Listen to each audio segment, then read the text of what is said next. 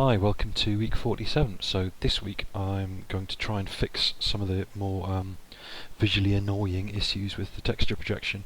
The main one being the projection through objects, so you end up with textures on surfaces which they shouldn't be on. So one of the things I needed to make sure was that when I do the texture projection I've got things in the correct place. So you can see my setup here. I've got a Kinect camera sitting at about 1 meter down in this test down the z-axis. I've got a lighter sitting sort of pretty much on the origin spot, and then I've got a broomstick which ideally would be vertical but isn't quite vertical, so it's kind of leaning away in the z-axis. But if you look sort of lined up through the camera, through the lighter, you can see the broomstick's pretty much vertical in the x-axis.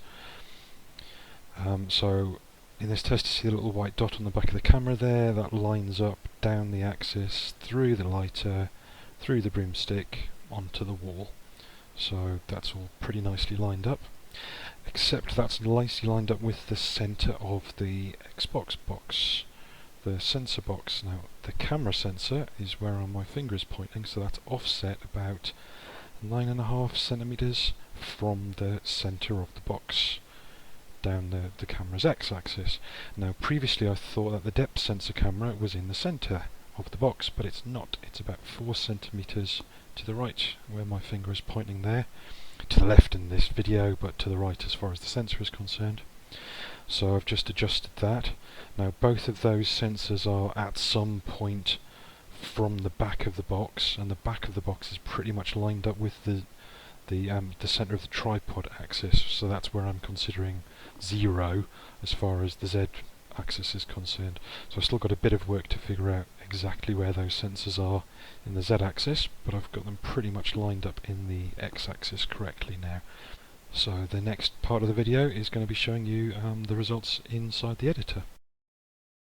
So here we are on the editor. I'm just going to kick off a recording. I'm going to record at 20mm, so each of the grid squares in the resulting mesh is 20 mils. One of the consequences of that is the back clip plane is pulled into about 3 meters away. So you can't see the back wall in this scan, but what you can see is the lighter and the broomstick, and the texture projected onto that 2 centimeter wide piece of mesh, and the texture projected onto the 2 centimeter wide piece of broomstick mesh, and they line up really nicely, so the texture is sitting on the grid pretty accurately. If I go back to 40mm, so you'll start to see the back wall come in here. The grid squares are much larger. Now one of the consequences of that is I then project something wider than the lighter onto the piece of grid representing the lighter, so you can see a bit of the wall either side. That's kind of fine, it's unavoidable, there's not much I can do about it.